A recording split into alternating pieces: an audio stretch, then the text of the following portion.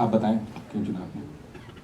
नफीस, उर्दू में तो बिल्कुल मैं नहीं बोल पाऊंगी अभी तक, तो मेरी नर्वसनेस इसी में थी कि आप लोग इतनी अच्छी उर्दू बोल रहे हैं और हम तो हिंदुस्तानी बोलने वाले हैं जिसमें उर्दू बहुत है। सुनने वाले सब समझ रहे हैं कि नहीं, यहाँ 80% वैसे मेरी जितनी उर्दू जानने वाले शायद ज्यादा होंगे, क्यों?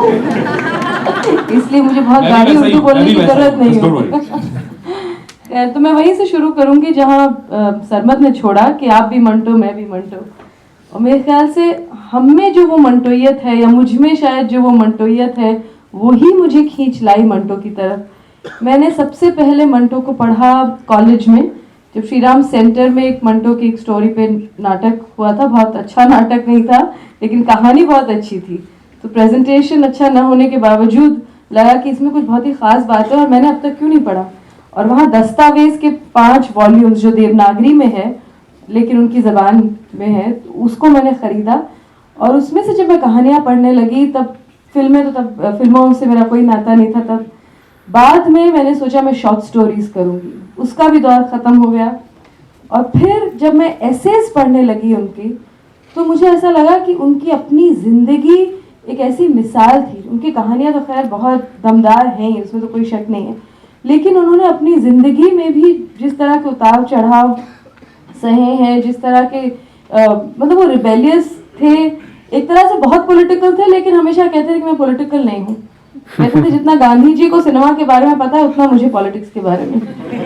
तो कुछ हद तक वो भी चीज़ मिलती जुलती थी, क्योंकि कभी भी जैसे लोग कई बार मुझे डिस्क्राइब करने में एक्टिविस्ट भी डाल देते हैं, तो मैं हमेशा कहती हूँ प्लीज़ इतना बड़ा नाम मत डालिए, क्योंकि ये उन लोगों के लिए छोड़ दीजिए जो दिन रात सही में एक्टिविज्म करते हैं। तो कई बार आप पॉलिटिकल उसमें होते हैं, लेकिन खुद अपने आप को उस नज़रिए से नहीं देखते। उसी तरह से उनको लेबल से बहुत ही मतलब उनको चिढ़ होती थी ऑलमोस्ट, कि वो किसी भी उस प्रोग्रेसिव राइटर्स एसोसिएशन का भी हिस्सा नहीं हुए, जबकि he was one of the most progressive writers of the time. So ऐसी कई चीज़ें थी जो बहुत ही कनेक्ट कर रही थी।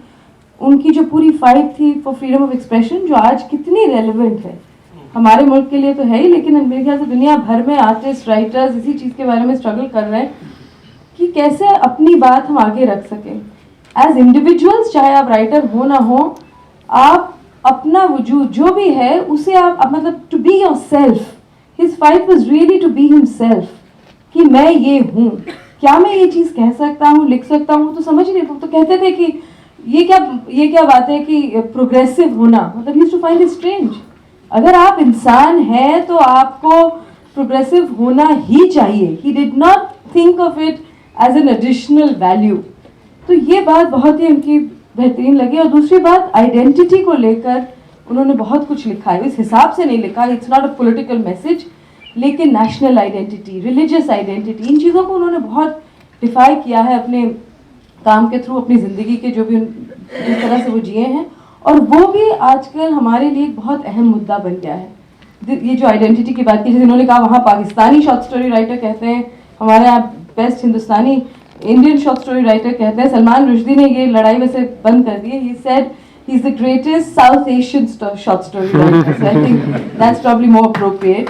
सो इसलिए दीज काइंड ऑफ इश्यूज जो आइडेंटिटी को लेकर है, वो भी आई थिंक आज उतने ही रेलिवेंट है जितने तब थे।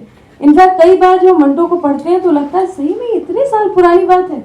Even letters to uncle Sam, जिसके अब चचा जान की जो खत उन्होंने लिखे अमेरिका को, वो आज भी ऐसे लगता है वो जिन मसलों पे बात कर रहे थे, इराक पे बम, और कहते हैं मुझे बस एक छोटा सा बम दे दीजिए।